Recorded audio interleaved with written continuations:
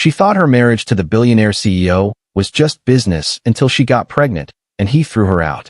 "I'm pregnant, Mitchell." The words hung in the air like a death sentence. Mitchell Crawford, the ruthless billionaire CEO who had built an empire worth $12 billion, looked up from his laptop with the same cold expression he reserved for firing executives. Get rid of it. Those 3 words would shatter not just a marriage, but 2 lives forever.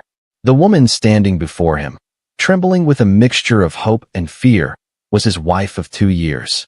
Autumn had believed their contract marriage had blossomed into something real, something beautiful. She was wrong. "I said get rid of it, Autumn. The Yamamoto merger is worth $15 billion. I won't let your little accident ruin everything I've worked for." Have you ever made a choice that seemed right in the moment, only to realize years later it was the biggest mistake of your life? Have you ever chosen career success over the people you love? Have you ever been so blinded by ambition that you threw away the most precious gift life could offer? Today's story is about a man who thought he had everything figured out. Mitchell Crawford believed that money could solve any problem, that power could control any situation, and that love was just another business transaction. He threw away his pregnant wife for a business deal, thinking success would fill the emptiness in his soul.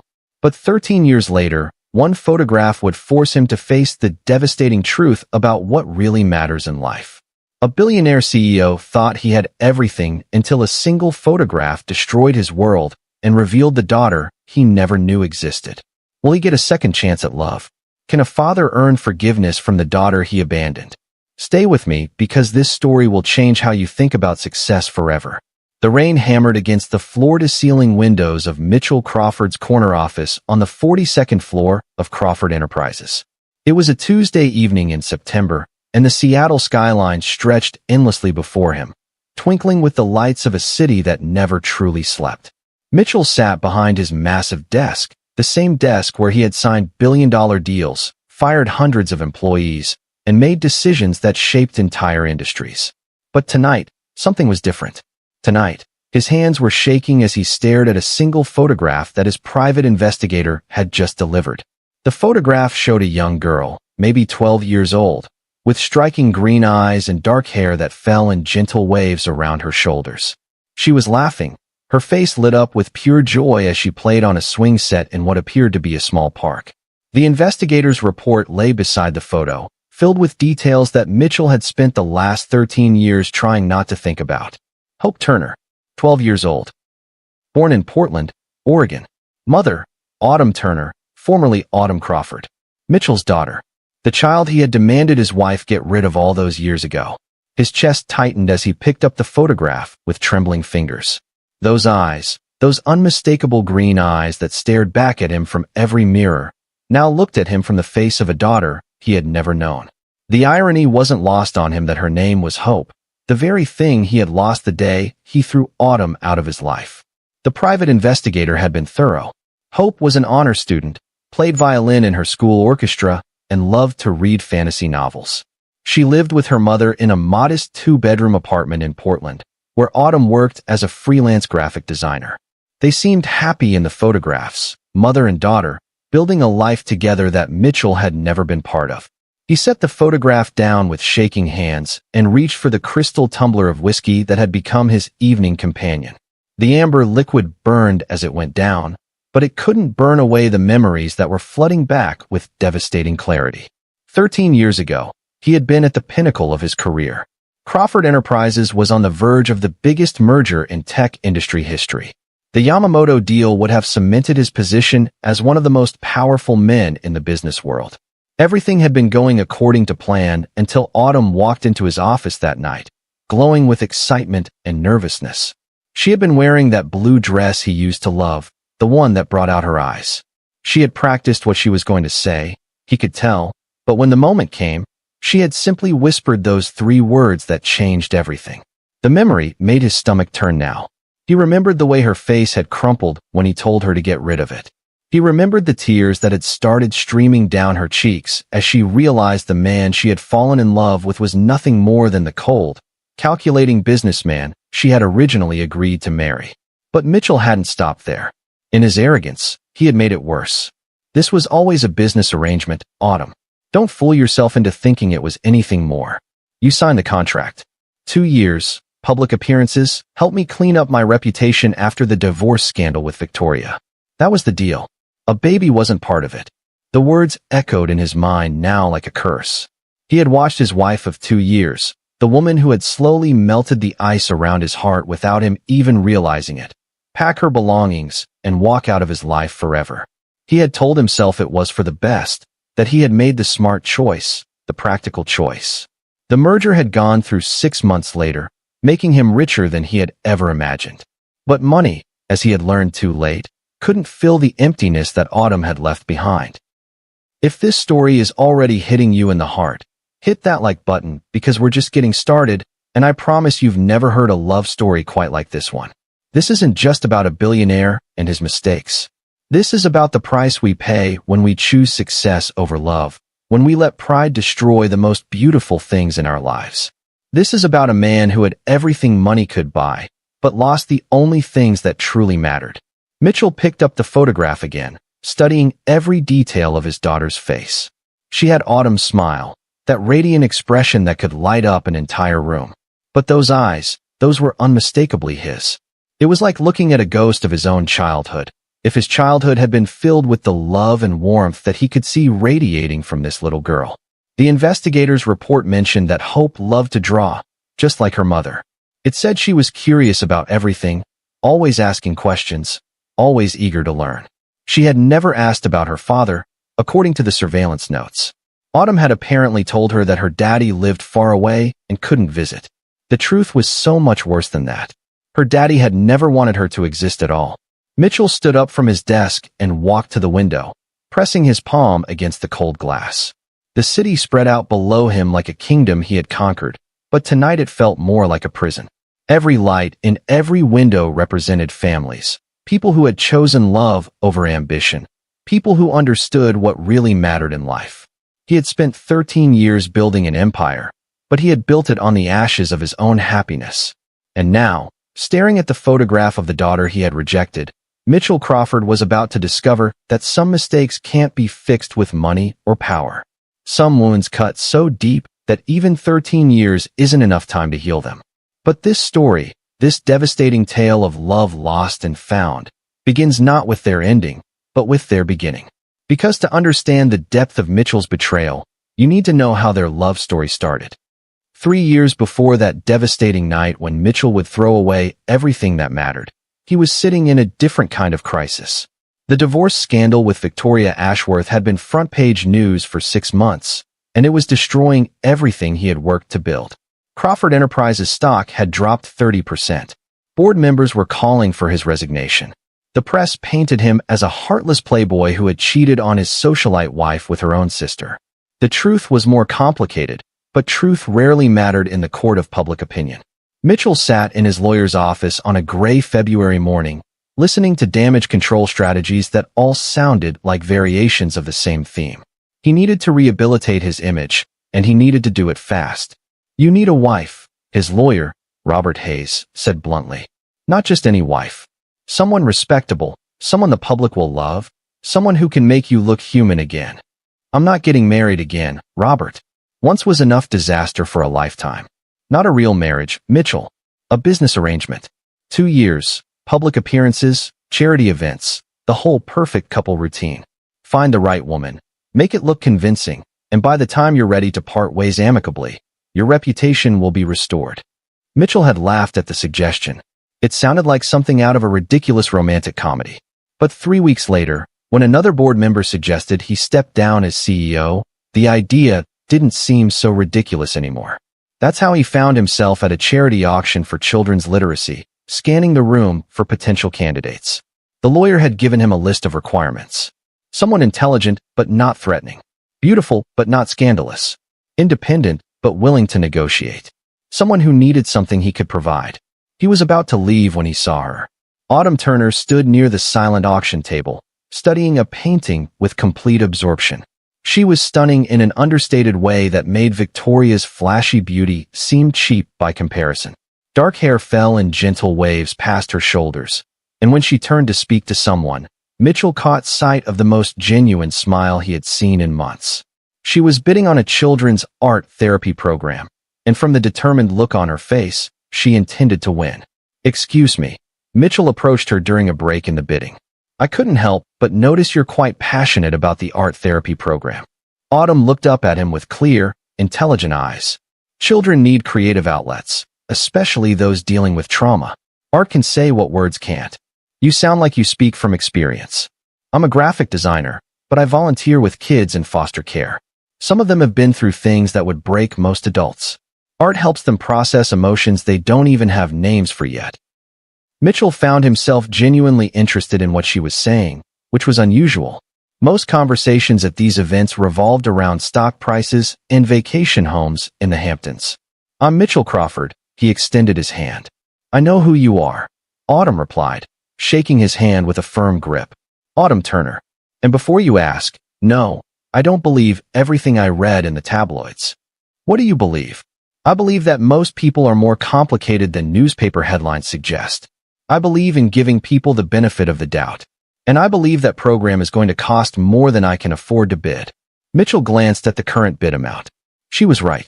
"What if I told you I was prepared to outbid everyone here tonight?" "I'd say that's very generous of you." "What if I told you I had a proposition that might interest you?" Autumn's expression became more guarded. "What kind of proposition?" Mitchell looked around the crowded room, then back at her. "The kind that requires privacy to discuss properly. Would you have dinner with me tomorrow night?" "Mr. Crawford, I don't date billionaires with complicated reputations." "It's not a date, Miss Turner. It's a business meeting." Something in his tone made her study his face more carefully. "What kind of business?" "The kind that could fund that art therapy program for the next 5 years. The kind that could give you opportunities you've never dreamed of. The kind that could solve both of our problems." Autumn was quiet for a long moment. Then she nodded slowly. "One dinner. But I'm driving myself, and it's in a public place." Of course. When the auction ended that night, Mitchell had won the art therapy program with a bid of $50,000. But as he watched Autumn leave, he realized he might have found something much more valuable than good publicity. The restaurant Mitchell chose was elegant but not intimidating, the kind of place where serious conversations happened over excellent food. Autumn arrived exactly on time, wearing a simple black dress that somehow made her more beautiful than any of the designer gowns he was used to seeing. "You said this was about solving both of our problems," Autumn said after they had ordered. "What problems do you think I have?" Mitchell appreciated that she didn't waste time with small talk. "Your design firm is struggling. You lost the Johnson account last month, and you're 3 months behind on your studio rent. You're talented, but you don't have the connections or capital to compete with the bigger agencies." Autumn's face flushed, but she didn't deny it. "You've been investigating me. I investigate everyone I do business with. It's not personal." "Everything about this feels personal, Mr. Crawford. So why don't you tell me exactly what you're proposing?" Mitchell leaned forward. "Marriage. 2 years.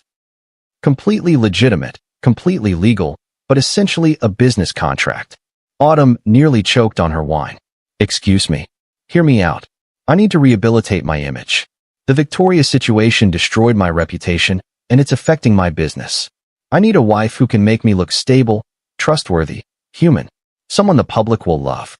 And what would I get out of this insane arrangement? $2 million. Access to connections that will set your career up for life. Your student loans paid off. Your studio rent covered. And funding for any charity project you want to support." Autumn stared at him for a long moment. "You're serious. Completely serious. 2 years of public appearances, charity events, looking like the perfect couple. At the end of 2 years, we have an amicable divorce. You keep everything I've given you, and we both move on with our lives improved. This is crazy. This is business. You need financial security and career opportunities. I need image rehabilitation. We can help each other." Autumn was quiet for several minutes, and Mitchell found himself studying her face, trying to read her thoughts. Most women he knew would have either jumped at the money or stormed out in indignation. Autumn was clearly thinking it through carefully. "What would be expected of me exactly?" she finally asked. "Public appearances as my wife. Charity events, business functions, some travel. We'd live together, obviously, to make it convincing. Separate bedrooms, of course. Think of it as an extended acting job. And after 2 years? Amicable divorce. No media circus, no drama. We go our separate ways." "Why me?" You could probably find dozens of women willing to do this. Mitchell had asked himself the same question. Because you're not impressed by money. Because you actually care about things that matter. Because the public will believe that someone like you could make someone like me a better man. Could they? Make you a better man, I mean? The question caught him off guard. I don't know, but I think you're the only person who might have a chance. Autumn was quiet again, turning her wine glass in her hands. I need time to think about this. Of course. Take all the time you need. But even as he said it, Mitchell found himself hoping she would say yes for reasons that had nothing to do with business. Over the next 3 weeks, they met 5 more times.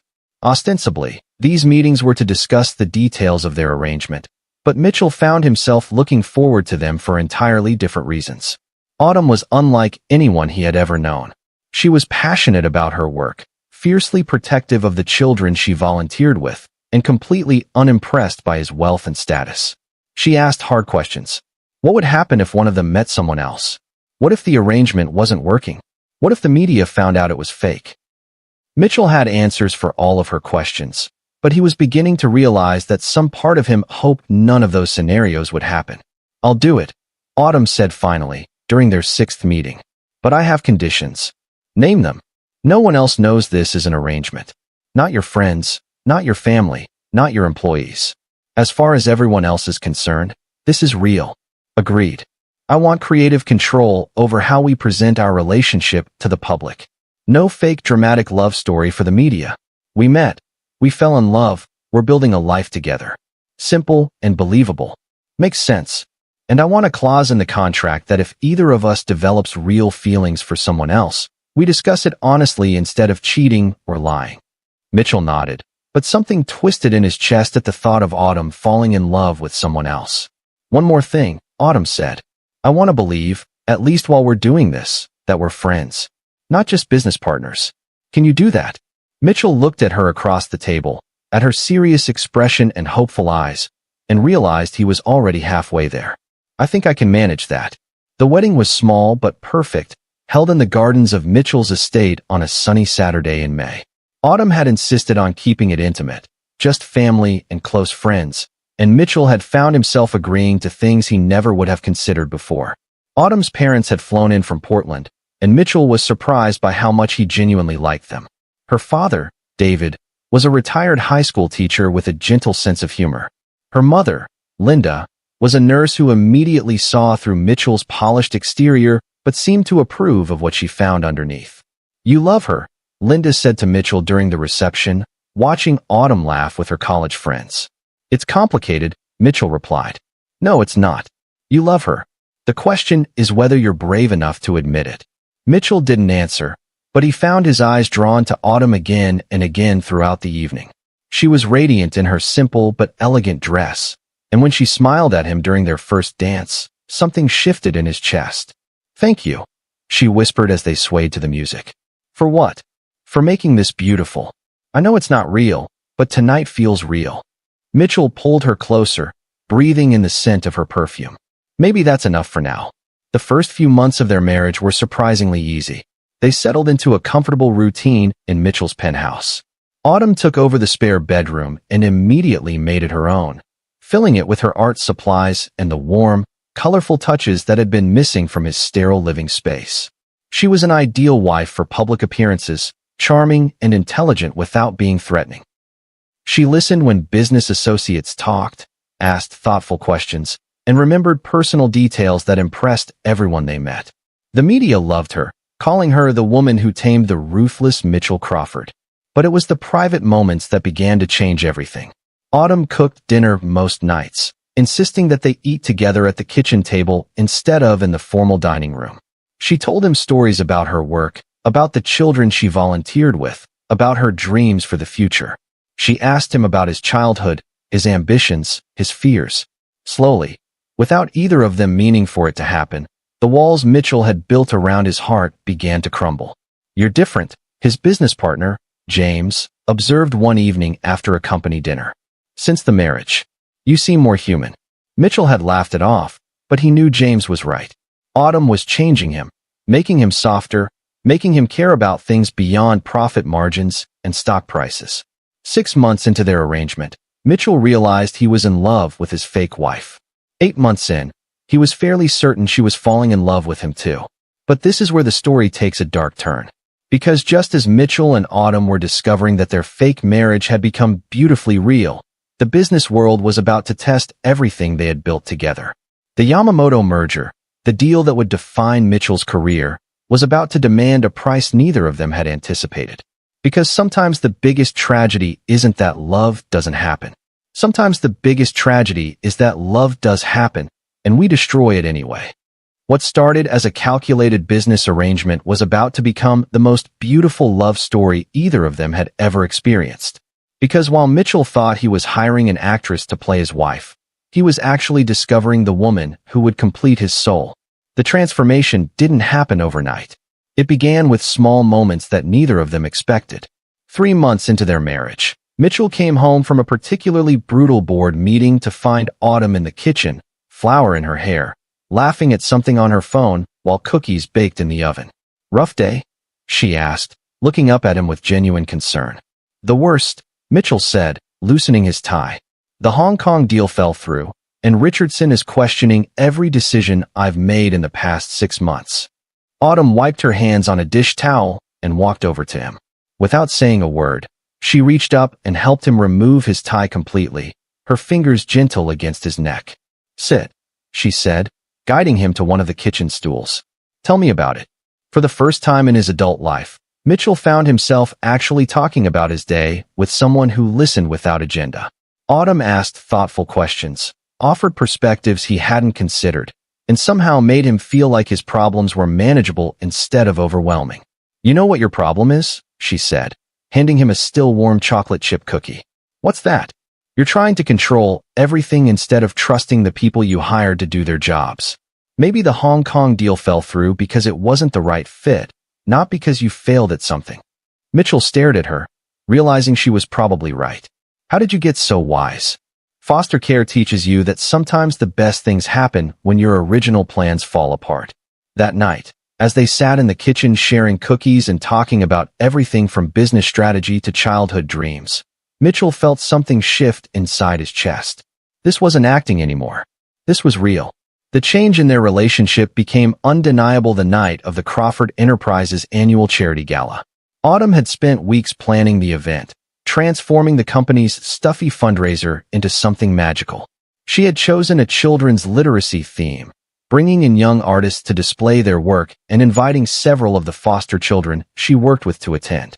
Mitchell watched her throughout the evening, moving gracefully through the crowd, making everyone feel welcome and important.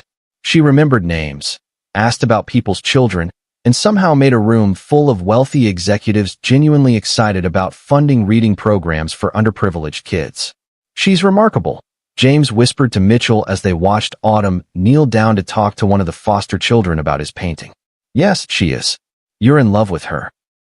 Mitchell turned to look at his business partner, not even trying to deny it. "Completely. Does she know? I think she's figuring it out." Later that night, as they rode home in the back of Mitchell's car, Autumn kicked off her heels and leaned back against the leather seat with a satisfied sigh. "That was amazing," she said. "Did you see how excited everyone got about the literacy program? We raised almost $200,000 tonight." "You raised $200,000, Mitchell corrected. "That was all you." Autumn turned to look at him, and in the dim light of the passing streetlights, Mitchell could see something new in her eyes. Something warm and hopeful and terrifyingly beautiful. "We make a good team," she said softly. "The best," Mitchell replied, reaching over to take her hand. When she didn't pull away, when her fingers intertwined with his like they belonged there, Mitchell knew their arrangement had become something else entirely. The kiss happened 2 weeks later, on a Sunday morning when they were both lingering over coffee and the newspaper. Autumn was reading him an article about a new art therapy program, her hair falling in waves around her shoulders, her face animated as she talked about the children who would benefit from it. "You should fund it," she said, looking up at him. "It's exactly the kind of thing that could make a real difference." "Consider it done," Mitchell said, not taking his eyes off her face. "Just like that. Just like that." Autumn stared at him for a moment, then shook her head with a smile. "You're not the cold, heartless businessman everyone thinks you are. Don't tell anyone." It would ruin my reputation. Your secret's safe with me. Something about the way she said it, the intimacy in her voice, made Mitchell set down his coffee cup and really look at her. This woman who had agreed to a business arrangement and somehow made his sterile life feel like home. This woman who challenged him and supported him and made him want to be better than he had ever imagined possible. Autumn, he said softly. Yes. I need to tell you something. She set down the newspaper, giving him her full attention. What is it? This arrangement we have, this contract marriage. It's not working for me anymore. He watched her face fall, saw the hurt flash in her eyes before she tried to hide it. Oh, she said quietly. I see. Do you want to end it early? I can move out this week if you need me to. No, Mitchell said quickly, reaching for her hand. No, that's not what I mean. I mean it's not working because it's not an arrangement anymore. Not for me. I love you, Autumn. Completely and desperately, and in a way that has nothing to do with business or contracts or public image. The silence stretched between them for what felt like hours. Then Autumn's face broke into the most beautiful smile Mitchell had ever seen. Thank God, she whispered. Because I love you too. When Mitchell kissed her, finally and properly, and with all the emotion he had been holding back for months, it felt like coming home.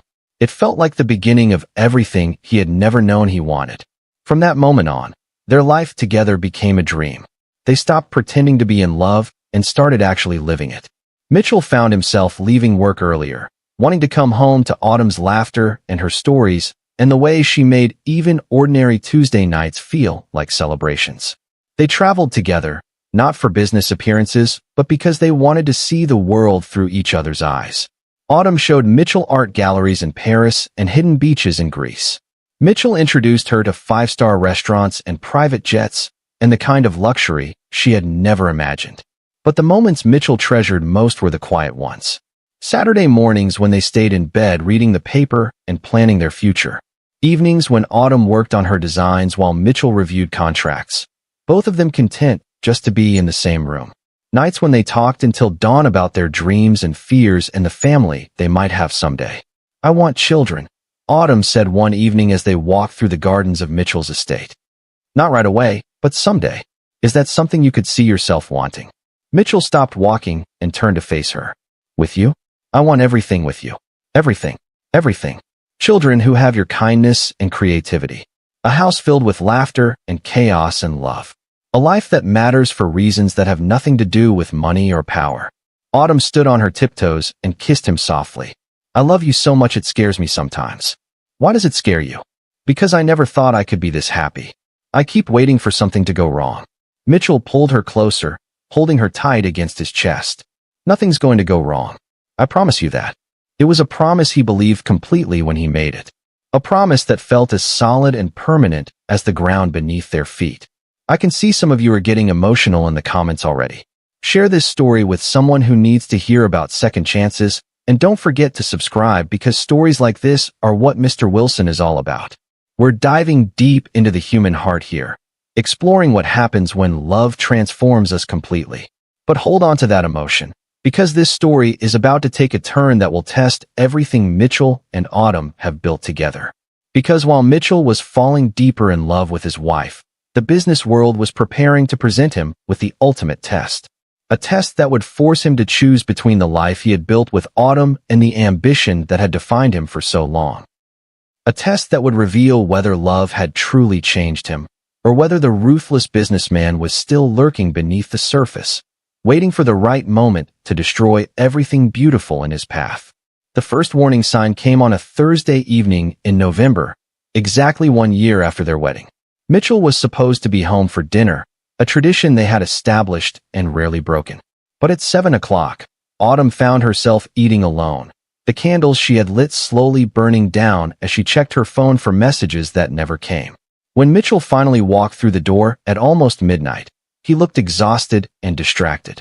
I'm sorry, he said, not quite meeting her eyes. Emergency board meeting. The Yamamoto Corporation reached out about a potential merger.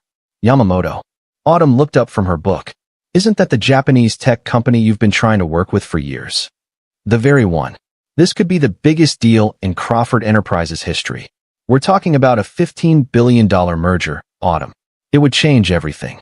Something in his tone made Autumn's stomach clench with unease. Change everything how? Market dominance. Global expansion.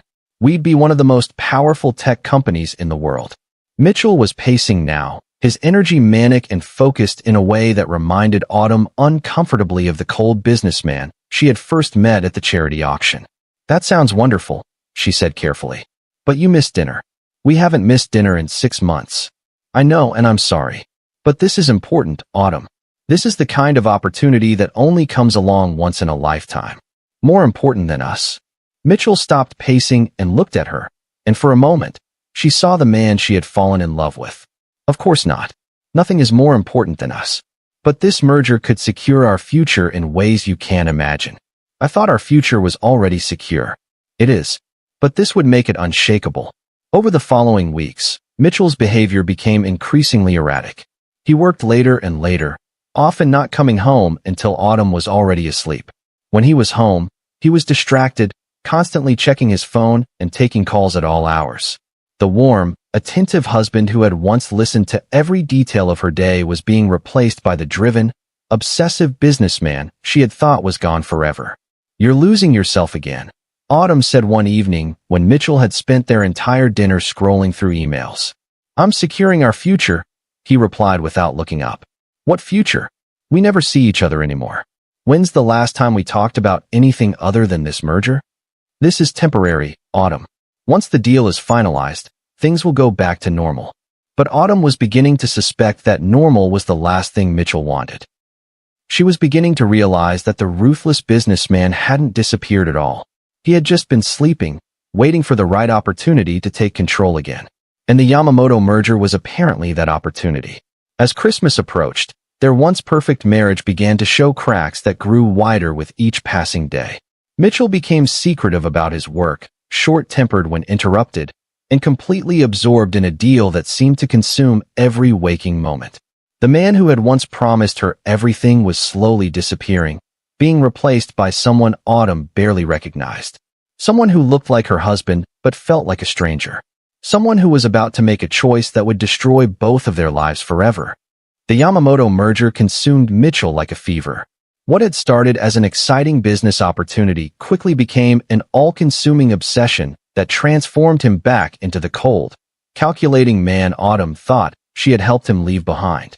By January, Mitchell was spending 18-hour days at the office, surrounded by lawyers, accountants, and consultants who spoke in numbers that made Autumn's head spin.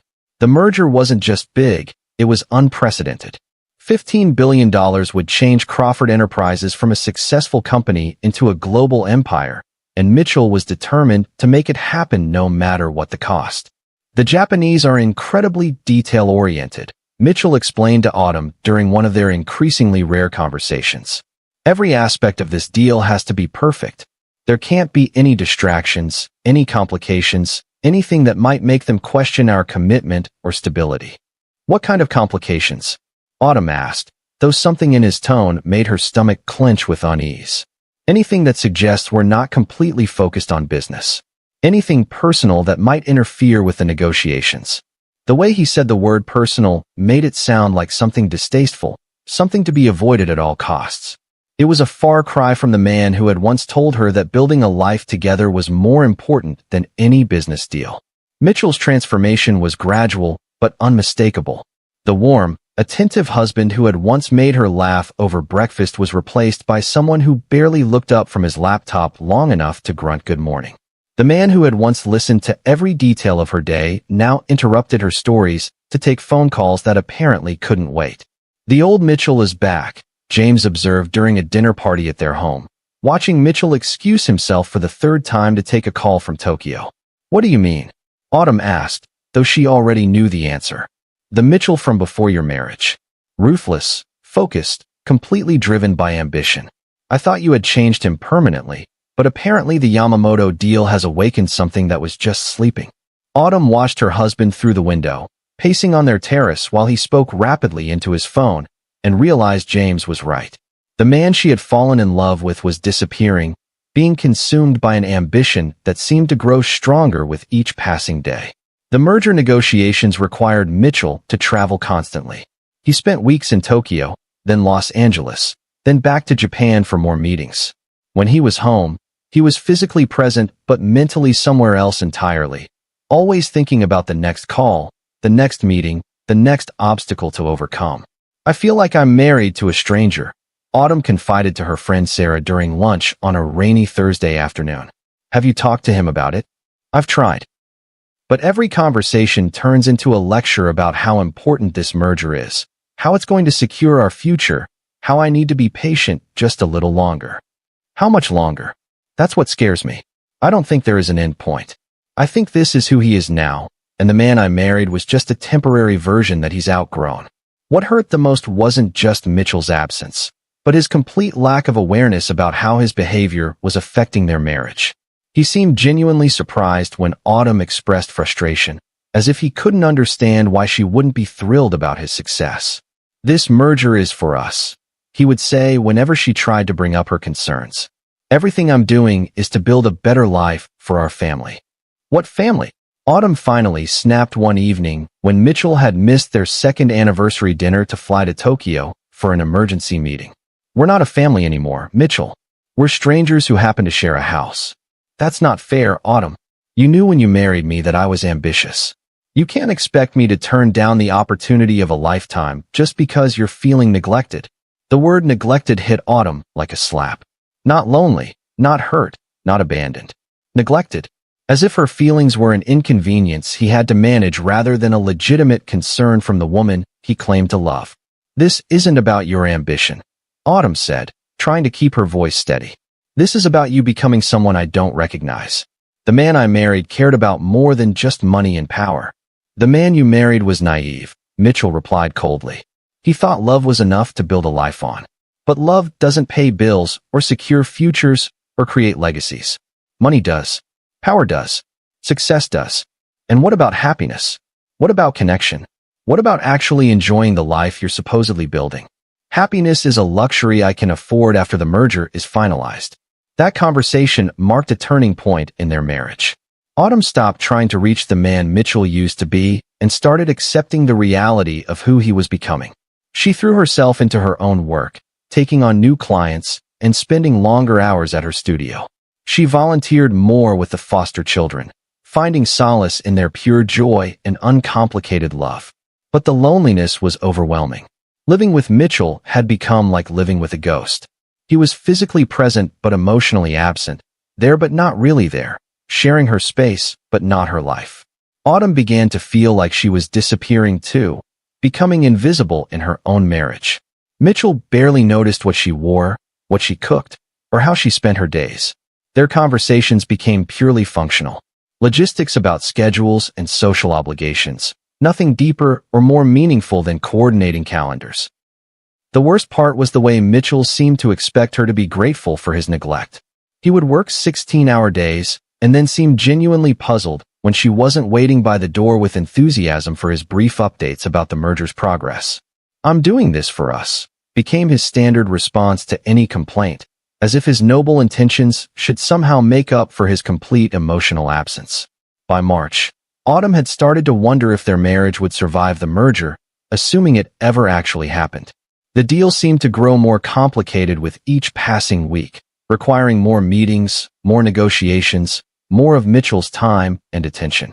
She began to fantasize about what it would be like to be single again, to come home to silence that felt peaceful instead of lonely, to eat dinner at her own pace without checking her phone for messages that never came, to go to bed without wondering if the man lying next to her even remembered she existed. It was during one of these particularly dark periods, when Mitchell had been in Tokyo for 2 weeks straight, and their last phone conversation had consisted entirely of him explaining why he couldn't come home for her birthday, that Autumn made a discovery that changed everything. She had been feeling unusually tired lately, emotional in a way that didn't seem connected to her marital problems. When she missed her second period in a row, she bought a pregnancy test on impulse, not really expecting anything, but wanting to rule out the possibility. The 2 pink lines appeared almost immediately, clear and unmistakable.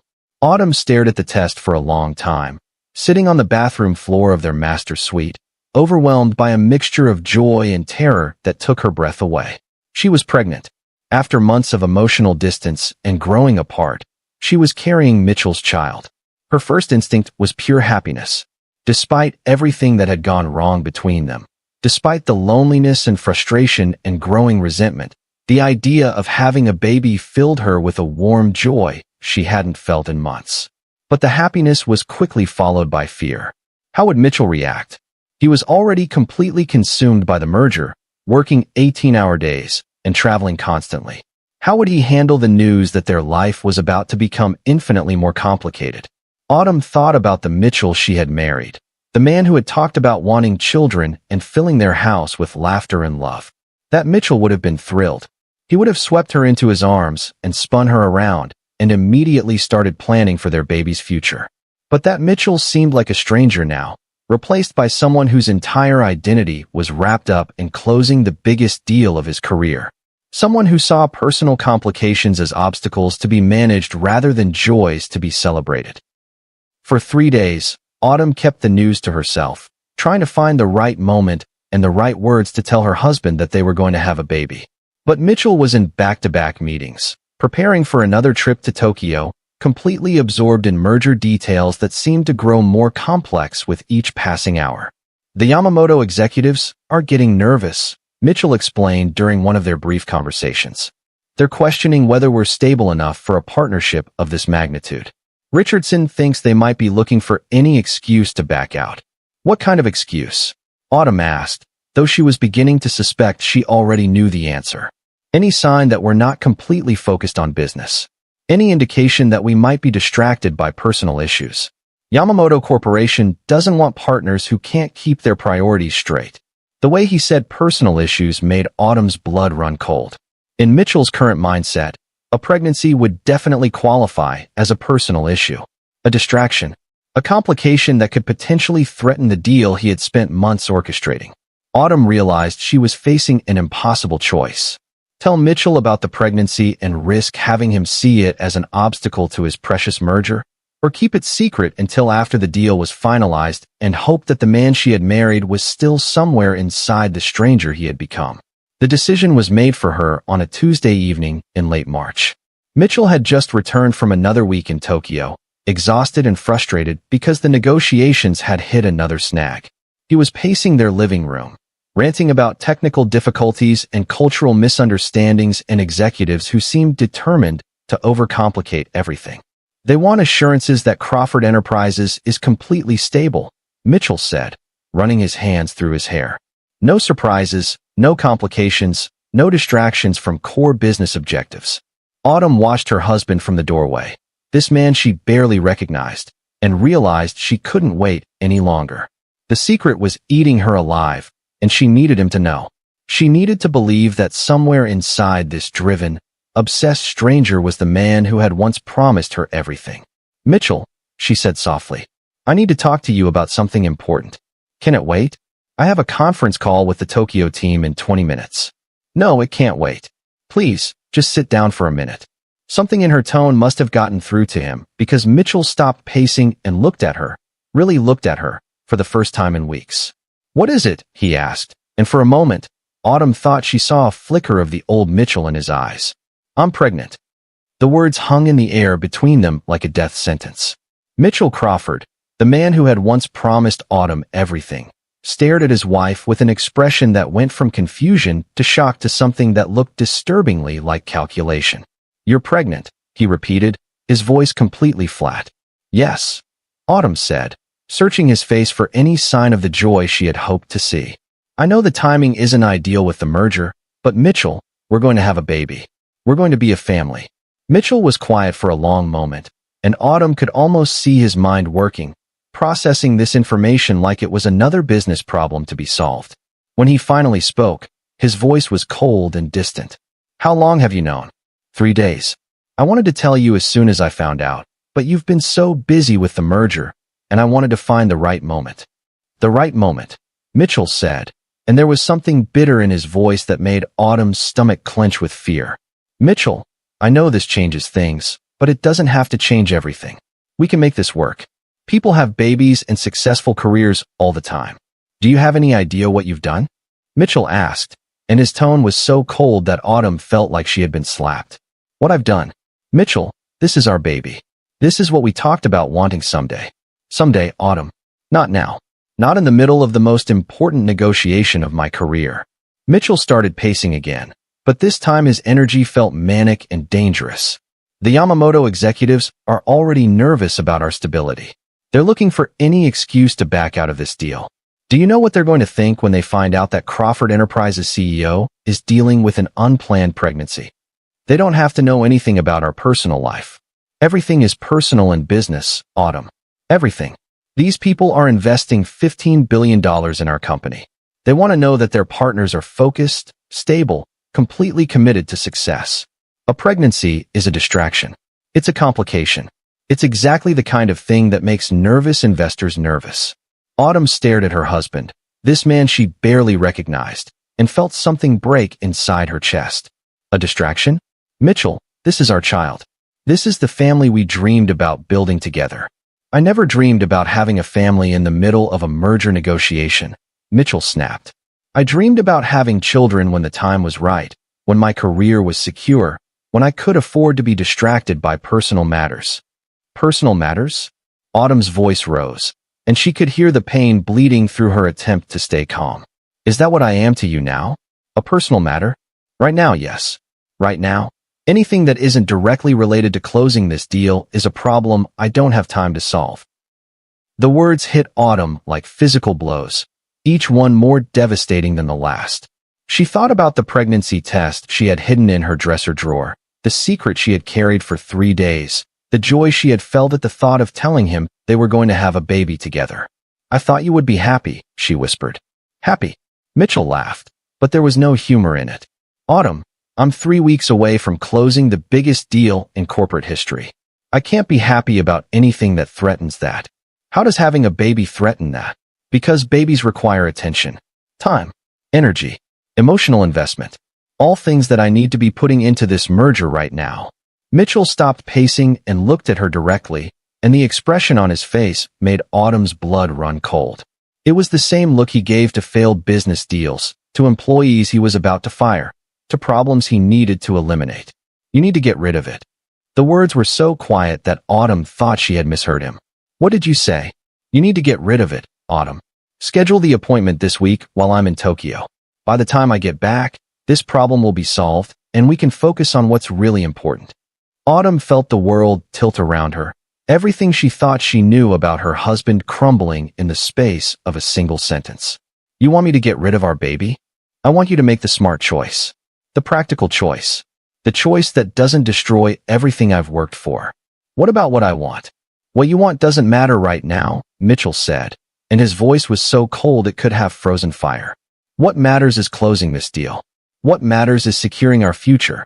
What matters is not letting a mistake derail the opportunity of a lifetime. A mistake. Autumn's voice broke on the word. Our baby is a mistake. An unplanned pregnancy that threatens a $15 billion merger? Yes, Autumn. It's a mistake.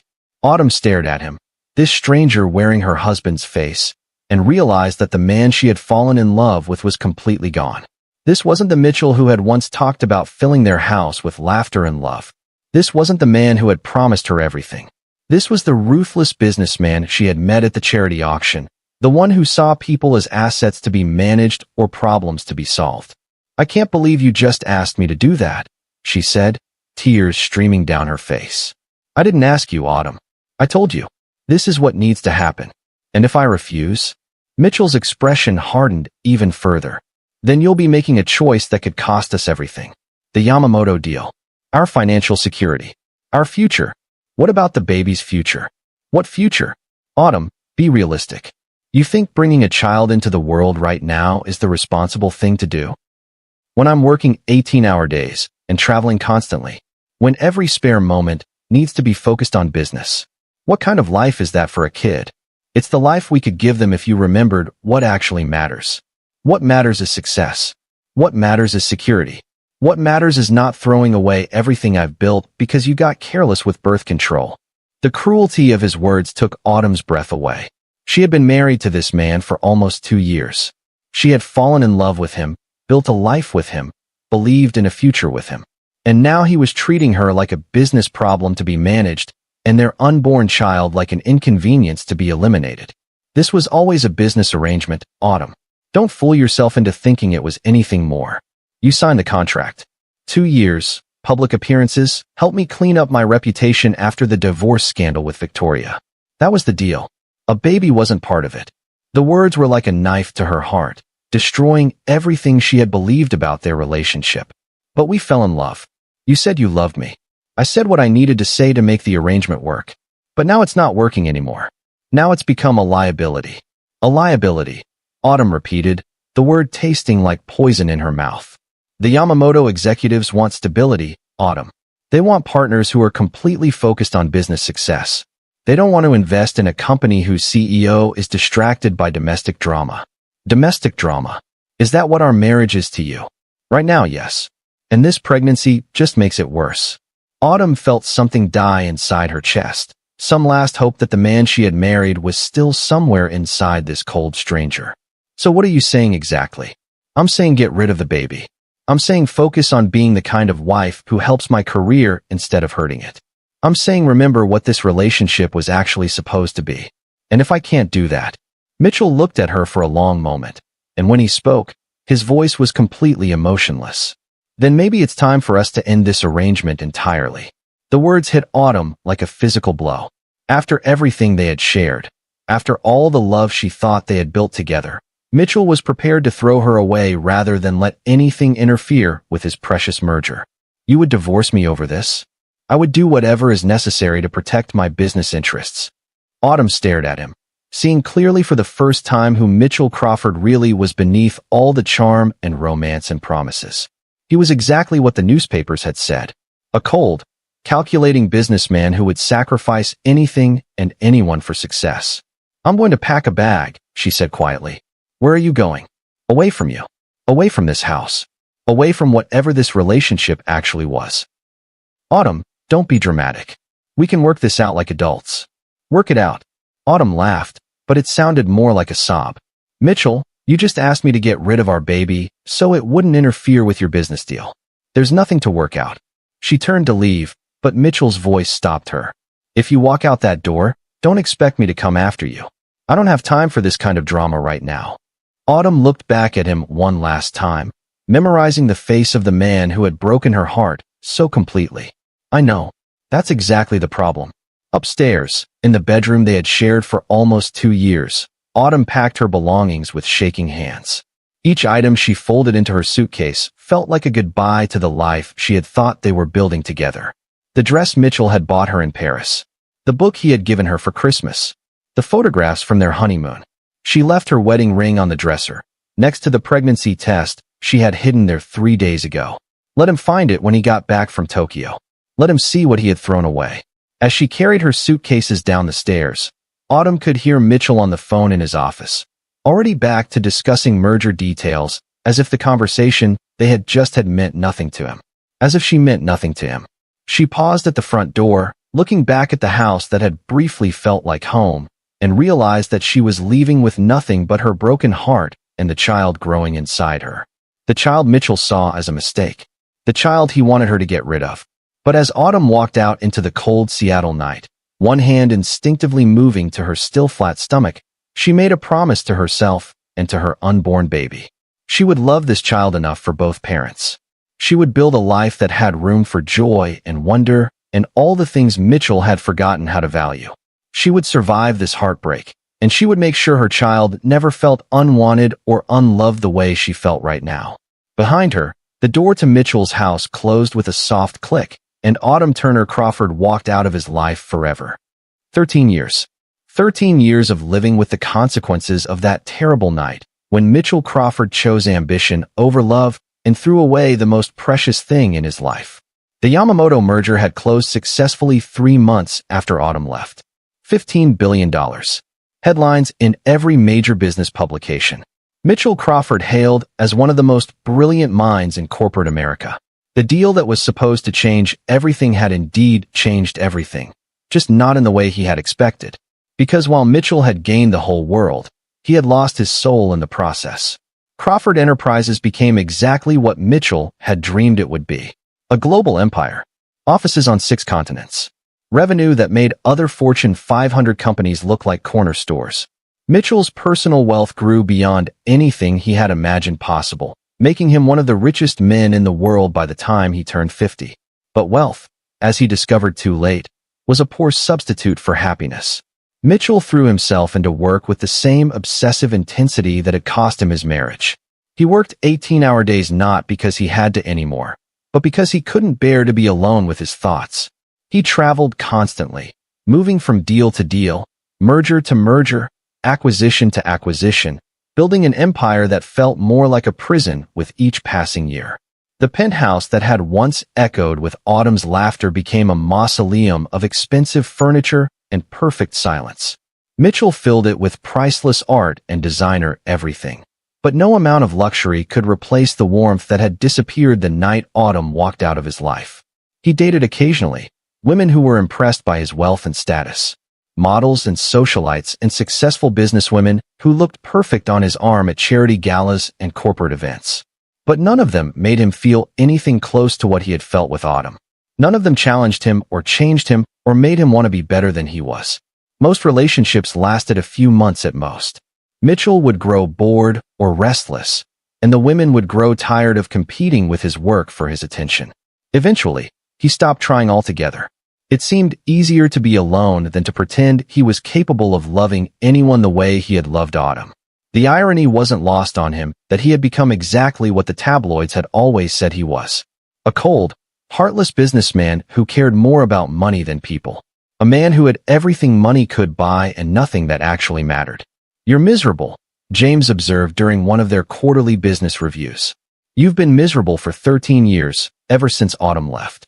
"I'm successful," Mitchell replied, not looking up from the financial reports spread across his desk.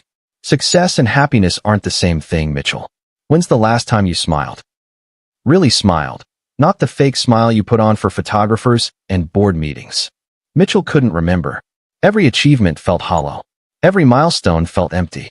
He had built the business empire he had always dreamed of, but he had built it on the ashes of the only relationship that had ever made him feel truly alive. The worst part was the regret. It lived in his chest like a cancer, growing stronger with each passing year. He thought about Autumn constantly, wondered where she was, what she was doing, whether she was happy, whether she ever thought about him, whether she had found someone who deserved her love in a way that he never had. He had tried to find her, of course, hired private investigators, used his resources and connections, spent hundreds of thousands of dollars trying to track down the woman he had thrown away. But Autumn Turner had vanished completely, as if she had never existed at all. It wasn't until the investigators' report arrived that Tuesday evening that Mitchell learned the truth about the family he had destroyed. 3,000 miles away in Portland, Oregon, Autumn Turner was living a completely different life. A life that had nothing to do with corporate empires or billion-dollar mergers or the cold, sterile world of high finance. Autumn had fled to Portland the night she left Mitchell, driving through the rain and darkness until she reached her parents' house. David and Linda Turner had asked no questions, simply held their daughter while she cried and helped her pick up the pieces of her shattered life. Hope Turner was born 6 months later, on a sunny April morning that felt like a new beginning. The moment Autumn held her daughter for the first time, looking into those unmistakable brown eyes that were so much like her father's, she knew that everything she had been through had been worth it for this perfect, beautiful little girl. "She's perfect," Linda whispered, stroking Hope's tiny hand. "She's everything," Autumn replied, and meant it completely. Raising Hope alone was the hardest thing Autumn had ever done, but it was also the most rewarding. Every milestone felt like a victory. Hope's first smile, her first word, her first steps. The day she started kindergarten with a backpack almost as big as she was. The evening she came home from school excited about a book she had read about space exploration. Hope was brilliant from the very beginning. Curious about everything, passionate about learning, kind to everyone she met. She had Mitchell's intelligence and drive, but tempered with Autumn's warmth and compassion. She was everything the best parts of both her parents could create together. "Where's my daddy?" Hope had asked when she was 4 years old, the question Autumn had been dreading since the day she was born. "Your daddy is someone who couldn't be part of our lives," Autumn had answered carefully. "But he's not part of our story, sweetheart. Our story is just you and me, and that's perfect." Hope had accepted this explanation with the resilience that children possess, and she never asked for more details. She seemed genuinely content with the life they had built together, never expressing any desire to know more about the father who had never been part of her world. Autumn rebuilt her design business slowly but successfully. She specialized in work for nonprofits and community organizations, using her skills to help causes she believed in. The money was never what she could have made working for corporate clients, but it was enough to give Hope a comfortable life, and more importantly, it felt meaningful in a way that Mitchell's endless pursuit of wealth never had. They lived in a small house with a garden where Hope could play and explore. Autumn taught her daughter to paint and draw, to see beauty in simple things, to value kindness over success and love over money. Hope grew up understanding that happiness came from relationships and experiences, not from the accumulation of things. "You're the best mom in the world," Hope would say during their bedtime routine, and Autumn would hold her close and whisper back that Hope was the best daughter anyone could ask for. But despite the joy that Hope brought to her life, Autumn couldn't completely escape the shadow of what she had lost. Late at night, after Hope was asleep, she would sometimes find herself thinking about Mitchell, wondering if he ever regretted his choice, whether he ever thought about the child he had wanted her to get rid of, whether he had any idea what an amazing little girl Hope was becoming. She followed his career from a distance, reading about his business successes in magazines and newspapers. Mitchell Crawford, billionaire CEO. Mitchell Crawford, one of the most powerful men in corporate America. Mitchell Crawford, building an empire that seemed to grow larger and more impressive with each passing year. But in all the articles and interviews, in all the photographs of him at galas and business events, Autumn never saw the man she had fallen in love with. The Mitchell in the media looked cold and distant, successful, but somehow hollow. He looked like a man who had gained everything he had ever wanted and lost everything that actually mattered. Drop a heart in the comments if you believe people can truly change. This story is about to take a turn that will restore your faith in redemption.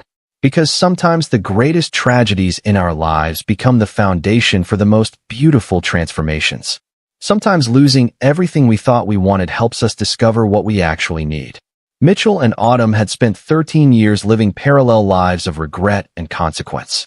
Mitchell drowning in success that felt like failure, Autumn building a life of meaning from the ashes of her broken heart. Both of them shaped by that terrible night when love wasn't enough to overcome ambition, when fear was stronger than faith, when a choice made in anger destroyed 2 lives forever. Mitchell had become exactly what he had always claimed he wanted to be. The most successful businessman of his generation. A man whose name was synonymous with power and wealth and achievement. But success without love was just an expensive form of emptiness. And Mitchell had learned too late that all the money in the world couldn't buy back a single moment with the woman he had thrown away. He thought about Autumn every day, wondered what their life could have been like if he had made different choices that night. If he had chosen love over ambition, family over business, the woman who had made him better over the deal that had made him richer. Most of all, he thought about the baby. The child Autumn had been carrying when she left. By now, that baby would be 12 years old. Old enough to walk and talk and laugh and dream. Old enough to have opinions and interests and a personality that was uniquely their own. Mitchell had no idea if Autumn had gone through with the pregnancy. For all he knew, she had taken his cruel advice and ended it, choosing to start fresh rather than raising a child whose father had rejected them both. The uncertainty was almost worse than knowing would have been.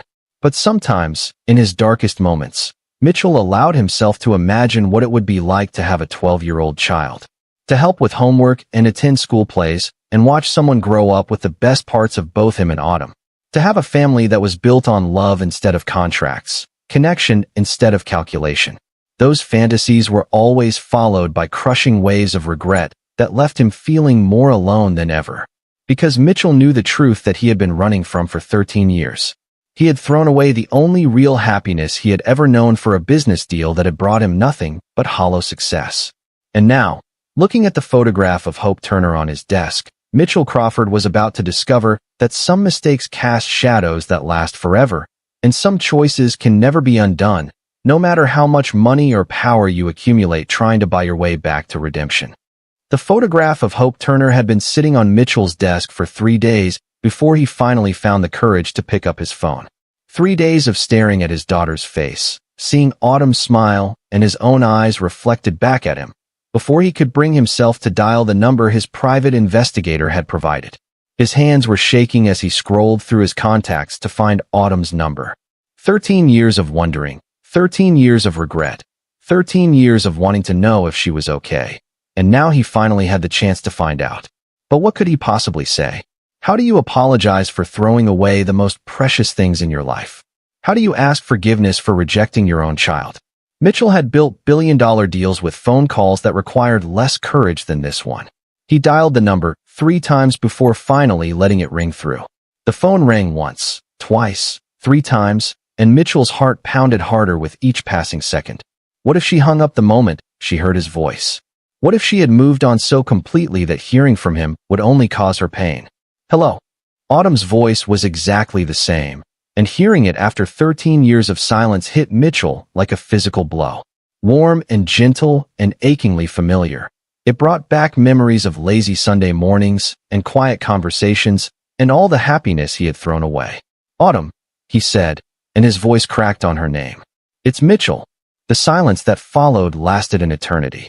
Mitchell could hear his own heartbeat in his ears, could hear the sound of Autumn's breathing through the phone, could practically feel her shock reverberating across 3,000 miles. Mitchell, she said finally, and there was something in her voice that he couldn't quite identify. Surprise, certainly, but also something else. Something that might have been pain, or regret, or just the weight of 13 years of silence. I know I have no right to call you, Mitchell said quickly, before she could hang up. I know I gave up any right to contact you the night you left. But Autumn, I need to talk to you. I need to tell you how sorry I am. 13 years, Mitchell. 13 years of silence, and now you want to talk. I know it's too late. I know I don't deserve your forgiveness or your time or anything from you. But I found out about Hope. Another silence, this one even longer than the first. When Autumn spoke again, her voice was carefully controlled. How did you find out about Hope? I hired an investigator. I've been looking for you for years, Autumn. I needed to know if you were okay, if you were happy. I needed to know if you had the baby. You mean the baby you told me to get rid of? The mistake you wanted me to eliminate so it wouldn't interfere with your precious merger? The words hit Mitchell like knives, each one a reminder of the cruelty he had shown the woman he loved and the child he had never known. I was wrong, he said, and the words felt inadequate for the magnitude of his mistake. I was so wrong about everything, Autumn. I thought the merger was the most important thing in my life, but it wasn't. You were. You and Hope were, and I was too blind and too selfish to see it. It's too late for apologies, Mitchell. I know. But I need you to know that not a day has gone by in 13 years that I haven't regretted what I said to you. Not a single day when I haven't thought about you and wondered about our child. Our child has a name. Her name is Hope, and she's the most amazing little girl you'll never deserve to know. You're right. I don't deserve to know her. But Autumn, please. Let me see her. Just once. Let me see what I threw away so I can spend the rest of my life understanding exactly what kind of monster I was. You want to see her? I want to apologize. To both of you. I want to look my daughter in the eyes and tell her that my rejection of her had nothing to do with her and everything to do with my own cowardice and selfishness. She doesn't even know you exist, Mitchell. She's never asked about you, never wondered about her father. Why would I disrupt her life now? Because maybe she deserves to know the truth. Maybe she deserves to make her own choice about whether to have a relationship with me. Autumn was quiet for a long time, and Mitchell held his breath, waiting for her decision. When she finally spoke, her voice was resigned. One meeting, Mitchell. One conversation. But if Hope decides she doesn't want to see you again, you respect that choice and you leave us alone forever. Yes, absolutely. Thank you, Autumn. Thank you for giving me a chance I don't deserve. Don't thank me yet. Wait until you meet her and see what an incredible person she is despite your absence from her life. Mitchell booked a flight to Portland that same afternoon. The 3-hour journey felt like the longest of his life. Every minute stretched out as he tried to imagine what it would be like to meet his daughter for the first time. What would he say to her? How could he possibly explain his absence? How could he make her understand that his rejection had nothing to do with her worth and everything to do with his own failures? He had brought a photograph of himself from when Hope was born, wanting her to see that he had been thinking about her even when he wasn't part of her life. It was a lie, of course. He had spent those early years trying not to think about the child he had rejected. But maybe Hope didn't need to know that. The plane touched down in Portland on a rainy Thursday afternoon, and Mitchell felt his anxiety spike as he made his way through the airport. He had faced down hostile takeovers and billion-dollar negotiations with less fear than he felt about meeting his own daughter. Autumn had agreed to meet him at a small coffee shop downtown, neutral territory where Hope would feel safe and Mitchell couldn't overwhelm them with his presence. As his taxi pulled up to the address she had given him, Mitchell saw them through the window, and his heart stopped. Hope was even more beautiful in person than she had been in the photograph. 12 years old, and already showing signs of the remarkable woman she would become. She had his brown eyes and strong jawline, but everything else was pure Autumn. The way she smiled, the way she moved, the way she seemed to radiate warmth and kindness. She was reading a book while Autumn watched her with the kind of love Mitchell had only dreamed about experiencing. This was what he had thrown away. This perfect, beautiful family that could have been his if he had just been brave enough to choose love over ambition. Mitchell walked into the coffee shop on shaking legs, and when Autumn looked up and saw him, time seemed to stop. She was older, of course, but still the most beautiful woman he had ever seen. There were lines around her eyes that hadn't been there 13 years ago, but they were laugh lines, evidence of a life filled with joy despite the heartbreak he had caused her. "Hope," Autumn said softly, "I'd like you to meet someone." Hope looked up from her book, and when her eyes met Mitchell's, the resemblance was so strong it took his breath away. She studied him with the kind of direct, intelligent gaze that reminded him of himself at that age. "Are you my father?" she asked, and her directness was so unexpected that Mitchell could only nod. "Yes," he managed to say, "I'm your father. And Hope, I need you to know that leaving you and your mother was the biggest mistake of my life." Hope considered this for a moment, then closed her book and gave him her full attention. "Mom says you couldn't be part of our lives. She says it wasn't about us, it was about you. Your mother is right. It was completely about me and my own selfishness and fear. It had nothing to do with how incredible you are." "I am pretty incredible," Hope said matter-of-factly, and despite everything, Mitchell found himself smiling for the first time in years. For the next hour, Mitchell listened as Hope told him about her life. Her school, her friends, her love of science and art, and reading. She was confident and articulate and absolutely brilliant. Everything he could have hoped for in a daughter, and more than he had any right to expect.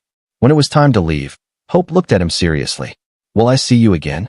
"Only if you want to," Mitchell said. "This is completely your choice, Hope." "I think I'd like that," she said. "I have a lot of questions." As Mitchell watched Hope and Autumn walk away, he felt something he hadn't experienced in 13 years. Hope. Not just his daughter's name, but the actual feeling. The possibility that maybe, just maybe, it wasn't too late for redemption. The story of Mitchell Crawford and Autumn Turner isn't just about a billionaire who threw away love for money. It's about all of us, and the choices we make every single day between what matters and what we think matters. Mitchell had everything the world told him to want. Billions of dollars, global power, a business empire that made him one of the most successful men alive. But success without love is just an expensive form of emptiness. All the money in the world couldn't buy back a single moment with the daughter he had rejected or the woman who had loved him completely. Autumn, on the other hand, lost everything the world said she should fight for. The wealthy husband, the luxurious lifestyle, the financial security. But she gained something infinitely more valuable. She raised an incredible daughter with love and purpose.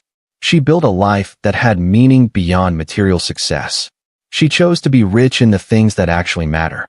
The truth that Mitchell learned too late is the same truth we all need to remember.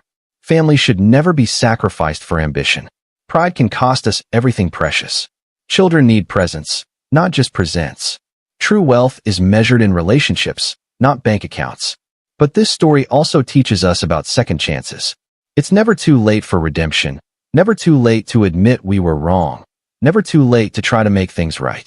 Mitchell can't undo 13 years of absence, but he can choose to be the father Hope deserves from this moment forward. The real question isn't whether Mitchell deserves forgiveness. The real question is whether he's finally learned what actually matters in life, and whether he's brave enough to choose love over everything else this time. If this story moved you, if it made you think about your own relationships and priorities, please share it. Hit subscribe and the notification bell because I post inspiring story every day, and I'm bringing you another story that will remind you what really matters in life. Remember, success is meaningless without people to share it with, and the greatest tragedy isn't failing to achieve your dreams. It's achieving them at the cost of everyone you love.